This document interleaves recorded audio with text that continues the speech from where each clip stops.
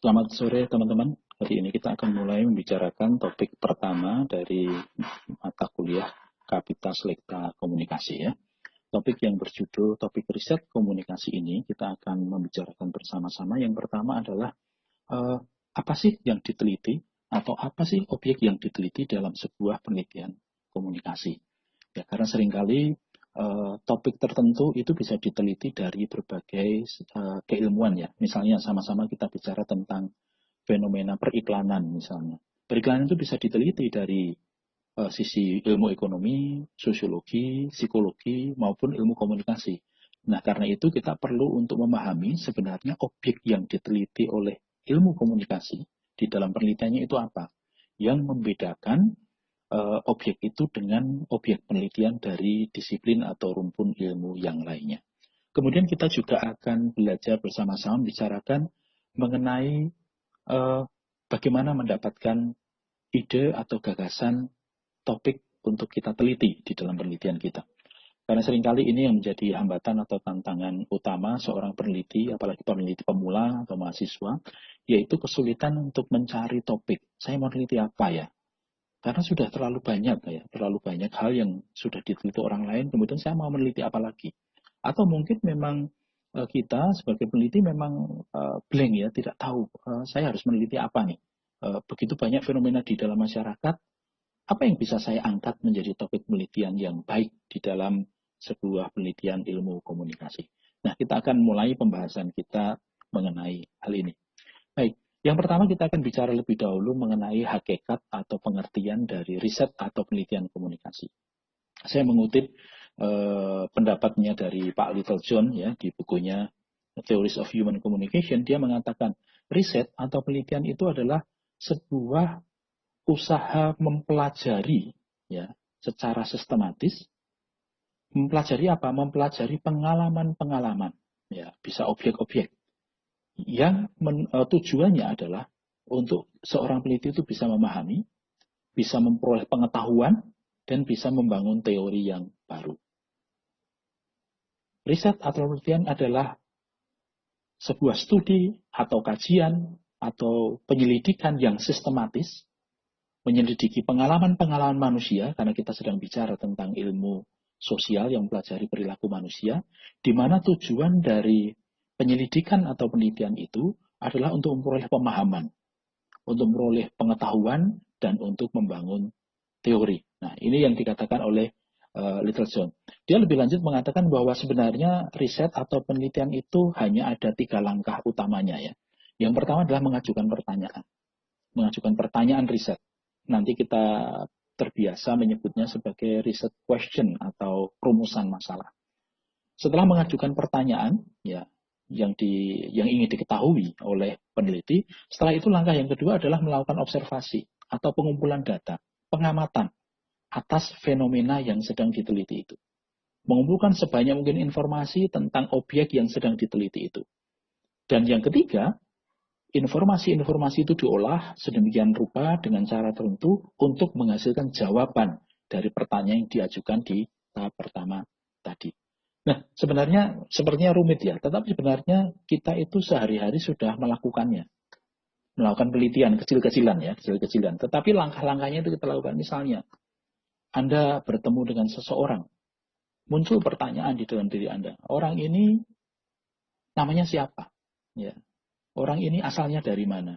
Orang ini pekerjaannya apa? Itu kan pertanyaan-pertanyaan dan Anda mengajukan pertanyaan itu. Mengapa penting? Karena saya perlu tahu. Katanya orang ini akan dijadikan calon suami saya atau istri saya. Maksud saya nggak tahu. Jadi saya perlu tahu dan minimal namanya siapa. Ya. Kemudian setelah ada pertanyaan itu muncul, maka kita akan melakukan usaha mengumpulkan informasi atau observasi. Mengumpulkan informasi. Caranya macam-macam. Ya. Saya bisa bertanya, Mas, Mbak, namanya siapa? Rumahnya di mana? Ya, itu mengumpulkan informasi itu atau melakukan observasi. Ya. Bisa juga saya tidak mau tanya. Ya. Saya pinjam aja ya, saya pinjam KTP-nya dong. Ya. Nah, kemudian dari KTP itu kita bisa lihat, oh namanya ini, alamatnya di sini, tanggal lahirnya di sini, pekerjaannya ini, dan seterusnya. Nah, itu langkah kedua, mengumpulkan informasi atau mengumpulkan data. Kemudian yang ketiga, data-data yang terkumpul tadi, saya pakai untuk menyusun jawaban atas pertanyaan saya yang pertama, yaitu siapakah dia, calon suami atau istri saya itu. Oh, ternyata dia adalah namanya seperti ini, namanya ini ya, kemudian umurnya seperti ini, itu berarti selisih dengan saya sekian tahun, misalnya pekerjaannya ini, berarti kayaknya dia cukup mapan secara ekonomi. Ya.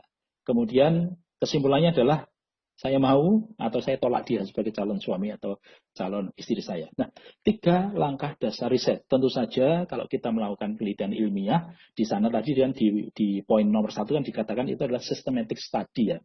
Berarti cara kita mengajukan pertanyaan, cara kita mengumpulkan data, cara kita menganalisis informasi untuk menemukan jawabannya, itu harus mengikuti sistem tertentu, teknik tertentu, metode tertentu yang bisa dipertanggungjawabkan secara ilmiah. Itu yang namanya penelitian. Nah, kemudian pertanyaan yang ketiga yang kemudian muncul bagi seorang peneliti komunikasi adalah, kalau penelitian bidang ilmu komunikasi, itu yang diteliti apanya? Ya, apa yang diteliti dalam penelitian komunikasi? Apa objek penelitian komunikasi? Teman-teman, sebenarnya pertanyaan ini mestinya sudah bisa dijawab oleh teman-teman ketika teman-teman mengikuti kuliah filsafat ilmu misalnya, atau etika dan filsafat komunikasi. Karena di sana ada satu pertanyaan filsafat yang namanya filsafat ilmu yang namanya pertanyaan ontologis ya. Pertanyaan ontologis itu pertanyaan untuk menanyakan apa realitas ya, apa yang dipelajari oleh satu ilmu. Ya. Jawaban atas pertanyaan ontologis apa yang dipelajari itu, itulah yang membedakan antara ilmu hukum dengan ilmu komunikasi, dengan sosiologi, dengan ilmu hubungan internasional dan seterusnya. Mengapa? Karena sebenarnya objek yang dikaji, yang menjadi fokus itu berbeda-beda. Kalau sama ya tidak usah ada pembagian ilmu-ilmu loh.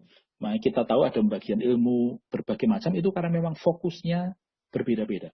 Nah, fokus penelitian ilmu komunikasi menurut Julia Tiwood ya, dia mengatakan bahwa objek penelitian komunikasi yang diteliti oleh peneliti komunikasi itu adalah proses sistematis di mana manusia, ya kita tidak meneliti hewan, kita meneliti manusia, di mana manusia itu berinteraksi satu sama lain ya dengan menggunakan simbol untuk menghasilkan dan memaknai atau menghasilkan atau menginterpretasi menafsirkan makna. Dari definisi objek penelitian menurut Julia Tiwood ini kita melihat bahwa ada unsur-unsur yang itu menjadi fokus kajian ilmu komunikasi. Yang satu adalah kita harus mempelajari manusia yang berinteraksi. Ada interaksi apa tidak? Kalau tidak ada interaksi antar manusia, ya interaksi manusia dengan manusia yang lainnya, sekalipun tidak langsung, kita harus bertanya, ini penelitian komunikasi atau bukan? Jangan-jangan bukan. Ya. Kemudian, apakah di dalam interaksi itu ada simbol-simbol yang digunakan? Ya. Lambang-lambang yang digunakan atau tidak? Kemudian lambang-lambang itu dimaknai atau diartikan sebagai apa? Apa maksud yang ada di balik lambang-lambang itu? Nah, itu yang kemudian menjadi objek penelitian komunikasi. Objek penelitian komunikasi, seorang peneliti komunikasi itu adalah meneliti interaksi antar manusia, di mana dalam interaksi itu mereka menggunakan simbol-simbol, dan dari simbol-simbol itu akan muncul makna-makna yang ingin dihasilkan atau ditangkap. Nah, itu adalah objek penelitian komunikasi. Ini contoh yang mungkin bisa menolong kita ya. Misalnya sama-sama kita bicara tentang CSR ya. Kok CSR? CSR ya, CSR karena singkatannya bahasa Inggris ya. Corporate Social Responsibility, yang itu menjadi tanggung jawab setiap perusahaan ya, ada undang-undangnya lagi. Ya, misalnya sebuah perusahaan ya, misalnya Telkom daerah operasi berapa begitu ya, atau PT KAI Daop 6 atau bagaimana. Dia melakukan sebuah aktivitas CSR ya, sunatan massal ya, misalnya sunatan massal di panti jompo X gitu misalnya, yaitu. Nah, peristiwa itu fenomenanya adalah kegiatan CSR berupa sunatan massal. Ini bisa didekati dari berbagai macam ilmu sebenarnya. Kalau ilmu manajemen, ya bisa didekati dengan bagaimana mekanisme perencanaan, mekanisme pendelegasian tugas, mekanisme pembiayaan untuk melakukan aktivitas sunatan massal itu. Nah, itu pendekatan dari sisi manajemen, ya. Atau pendekatan dari sisi politik, ya. Apa pengaruh kebijakan ya, pemerintah terhadap ya, terjadinya atau kegiatan CSR itu? Apakah CSR itu merupakan implementasi dari sebuah kebijakan, policy, peraturan, atau undang-undang tertentu? Itu mendekatnya dari sisi politik atau dari sisi ilmu pemerintahan atau administrasi publik. Kalau dari sisi komunikasi apa? Ya, ingat interaksi antar pihak menggunakan simbol untuk menghasilkan dan menginterpretasikan makna. Maka penelitian komunikasi itu mestinya sama-sama fenomenanya adalah sunatan massal yang dilakukan oleh sebuah perusahaan, maka penelitian komunikasi itu berfokus kepada ya, pesan apa, image apa sih, atau makna apa sih yang ingin disampaikan oleh perusahaan itu kepada masyarakat dengan melalui CSR dalam bentuk sunatan massal itu. Pertanyaannya di sana. Jadi tidak boleh pertanyaan kita untuk riset komunikasinya, bagaimana cara melakukan kegiatan CSR itu? Oh, 1, ngumpulin orang. 2, ngundang tukang sunat. 3, melakukan penyunatan. 4, melakukan pemerbanan. Oh, bukan. Itu bukan riset komunikasi. Sekalipun Anda mengobservasi peristiwa yang sama. Ya. Tetapi riset komunikasi sudah menanyakan. Ingat ya, ketika kita bicara soal CSR, kita bicara tentang aktivitas CSR. Itu kan sebenarnya aktivitas komunikasi. Komunikasi apa? Interaksi antara perusahaan dengan masyarakat. Ya. Perusahaan ingin menyampaikan apa kepada masyarakat? Oh, saya ingin menyampaikan. Perusahaan ingin menyampaikan kepada masyarakat bahwa perusahaan kami adalah perusahaan yang peduli kepada masyarakat, peduli dengan kebutuhan masyarakat, peduli dengan persoalannya dari masyarakat. Nah, kemudian kepedulian itu kami sampaikan kepada masyarakat melalui simbol-simbol, yaitu kegiatan sunatan massal tersebut atau kegiatan CSR tersebut. Nah, semoga Anda melihat bedanya. Sama-sama meneliti satu fenomena, pendekatan dari ilmu yang berbeda itu akan menentukan fokus apa yang diamati, pertanyaan apa yang diajukan. Ya.